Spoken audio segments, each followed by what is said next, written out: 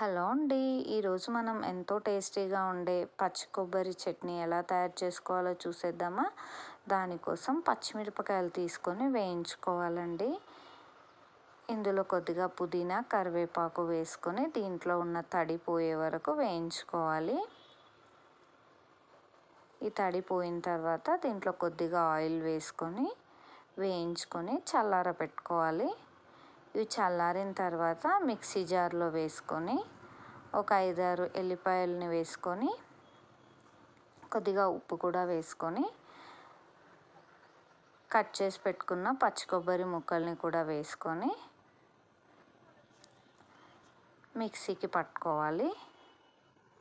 ఇది కొంచెం కచ్చాపచ్చగా అయిన తర్వాత నానబెట్టుకున్న చింతపండు కొద్దిగా వాటర్ వేసుకోవాలి, లేదంటే నిమ్మరసం కూడా పిండుకోవచ్చు అన్నమాట.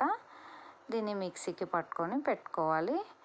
ఇప్పుడు దీనికోసం పోపు వేసుకుందాం. స్టవ్ పై బాండీ పెట్టుకొని అందులో కొద్దిగా ఆయిల్ వేసి శనగపప్పు, మినప్పప్పు, ఎండుమిరపకాయలు, కరివేపాకు, కొద్దిగా జీలకర్ర, ఆవాలు ఇవి కొంచెం వేగిన తర్వాత పసుపు, కొద్దిగా జీలకర్ర మెంతుల పొడి వేసుకొని స్టవ్ ఆఫ్ చేసుకోవాలి.